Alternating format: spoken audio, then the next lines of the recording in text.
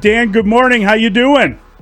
Hey, Mully, I'm doing great. This is a interesting time here in the world of the Bears, and we'll see what kind of momentum they can sustain this week.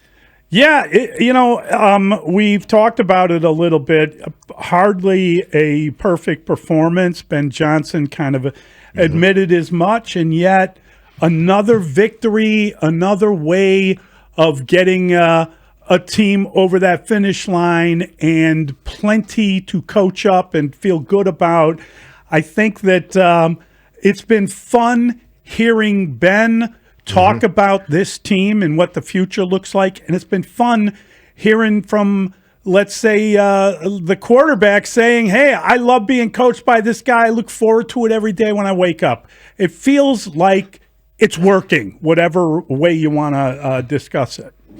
Yeah, man, there's some vibes right now, and I think the vibes are real, and I think that there's something that you try to build on. I'm glad you brought up Ben, because I think both in his demeanor post-game on Monday night, and then again in some of the ways that he analyzed that performance on Tuesday, he realizes that they've become a team that believes and has the ability to find a way before they've even gotten good. And so now I think that there's that sense in the back of his mind that's permeating to the players, that what happens when we start to shore up the run defense? What happens when we start to enliven our running game? What happens when we're able to, by our own accord or by the accord of officials that call a game, honestly, that we can play a brand of football that is sharp, while also having this sort of intangible of being able to find a way and dig out victories when games are close. And so I think that Monday had the potential to be one of those sort of quote unquote ahead of schedule wins. And we'll see if the Bears can back that up with evidence. You like the juice. I like it when you like the juice. I know you're a big juice guy.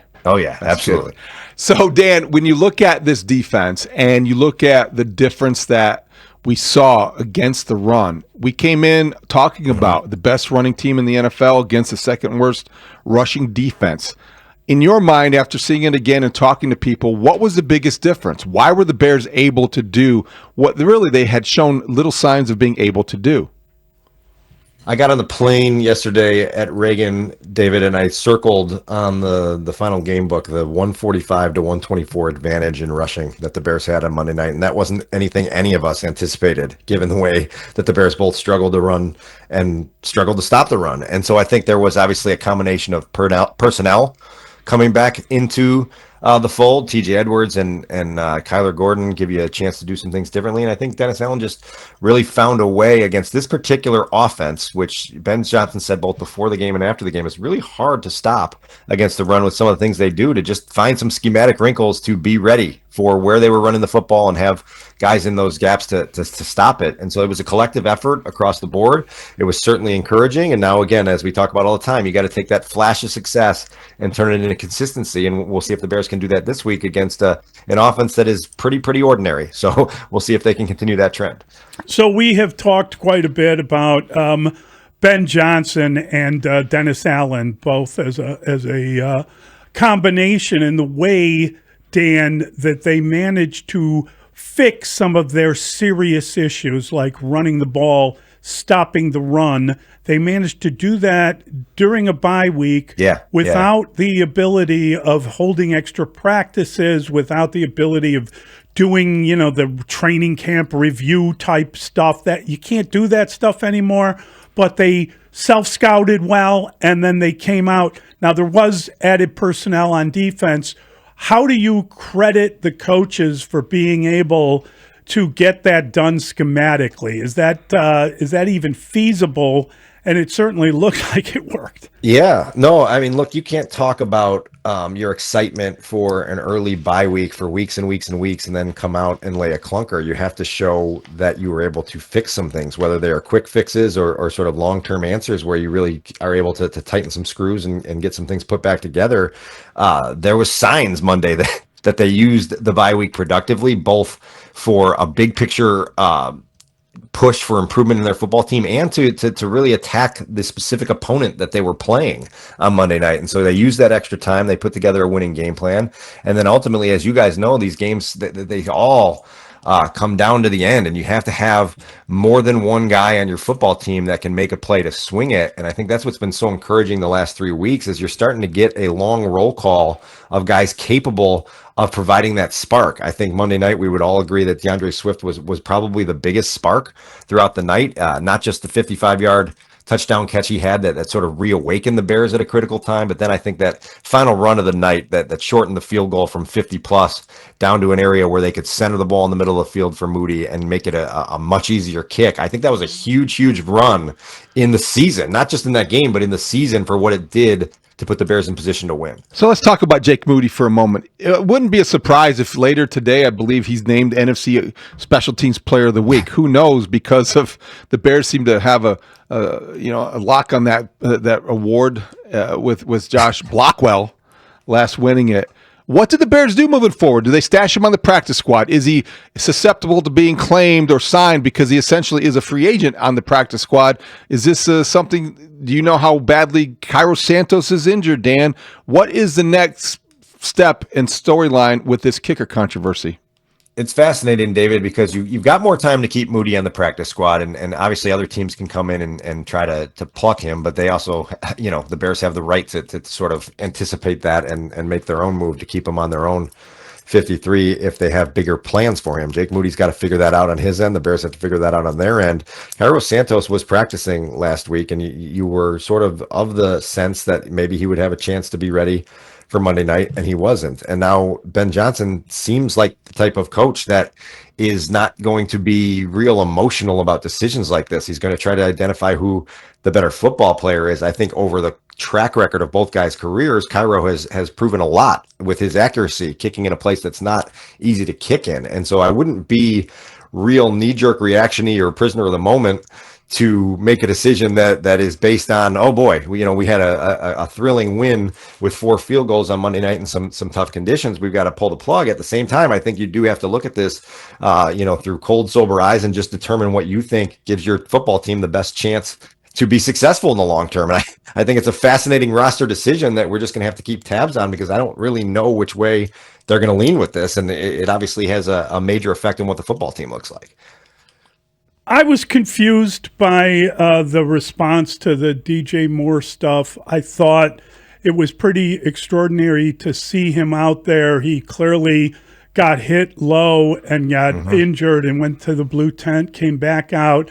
To me, he's as good a player as they have, a football player. He can catch the ball, he can run with the ball, he can run inside, he can block. We saw him with some key blocks in that final drive where they had the 10-yard run, the 15-yard run, the drive that put them into an easy field goal.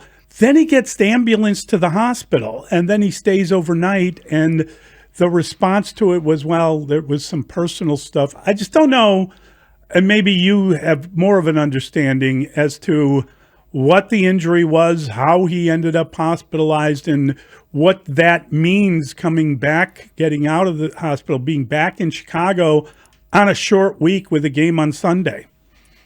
One of the things that I didn't get clarity on yesterday was what the symptoms were that presented for DJ that caused him to kind of have to leave the stadium in the way that he did. And so I'm eager to try to get a little bit more understanding of what that was. You can say a lot of things about DJ Moore, Mully. One thing that you can say with Sharpie is that he is a tough SOB, and I don't have it in front of me, but I'm not sure that there's a game in the time that he's been here that he hasn't finished. And he's taken some shots, and he's played for some bad teams, and he's had every reason to be like, that's good for today. I'm just going to let this rest. And he is very reliable in that regard. And so it'd be interesting to see where they go here. They've got, we've talked about it since August. They've got a lot of mouths to feed on this offense, and it creates production issues across the board for guys that aren't going to achieve the high levels of statistical excellence that they once maybe did. But this team seems united in its purpose to win.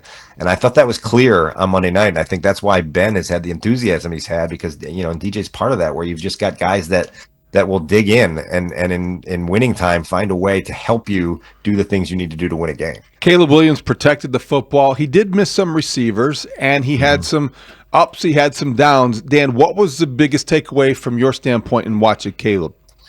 I want to watch it back, David, because in live action, I was again struck by some of the wild pitches, and I there were a few of them in real time, watching from the press box where you're like, that ball is off by a while, and it's kind of stunning at times. But Caleb's ability to protect the football is still one of the pluses, and it's keeping them in these football games with a chance to get into those final minutes, with a chance to go win a game. He's going to get credit Monday night for another game-winning drive, even though that was really the DeAndre Swift drive, and Caleb's one contribution was the completion to Loveland on third down, big completion that moved the chains. Pretty steady throughout the whole night. I think there were some moments that the frustration was a little bit more visible than it had been previously this year, less frustrating than it was a year ago when you'd have some of those moments where you could feel the agitation in his body language. But look, I think you've seen growth from week 1 through game 5, and he and Ben seem to be working well together and seem to want to continue to put in the work together. And so I think that's why everyone has this sort of eagerness to see where this particular journey in 2025 can go, and then we can kind of reset course for beyond the season. It's interesting to just think about the storyline of Dennis Allen versus New Orleans. Mm-hmm. Have you talked to anyone about that, or what do you think of it? These short weeks, you're right back into it really quickly. Yes. And it's going to be, he should have some knowledge, right, of the Yes. personnel that you're playing with over there. This isn't a good football team. I mean, like, you look at it top to bottom, the offense is unimpressive. The defense is really ordinary. Kellen Moore's trying to put his fingerprints all over the new program there. Brandon Staley, the defensive coordinator over there in New Orleans, with some familiar faces that we know. Jay Rogers on that staff as well. I'll ask you guys this on a New Orleans topic. What were you guys doing in December of 2008 in your own lives? Because that's the last time that the Bears beat the New Orleans Saints. And so every time you think that there's like a game with New Orleans that's got a chance to be a springboard, it ends up being a trap door. And so hopefully the Bears can find a way around that this week, because it's been an awful long time since they beat the New Orleans Saints in any kind of football game. This segment with Dan Wiederer is brought to you by Timber Tech Decking and Railing, #1 in premium decking. Order free samples at timbertech.com. Along those lines, will you ask Caleb Williams about his rivalry with Spencer Rattler? And Spencer Rattler, I'll say this about him early in this season. He has, as we just talked about with Caleb, he's done a good job of taking care of the football. His completion percentage is up. I think it's up over 68%. He's doing a good job of orchestrating that offense. Obviously, we all know the backstory of Caleb and Spencer being at OU together, and Caleb itching to take Spencer's job and ultimately doing it, in October of his freshman season there. And so, that certainly will come up today when we talk to Caleb, and I'd be interested to see what he says about the kind of the vibe that they had together down there in Norman, Oklahoma once upon a time. Great stuff, Dan. Thank you. Thanks, Dan. All right, guys. Enjoy the week.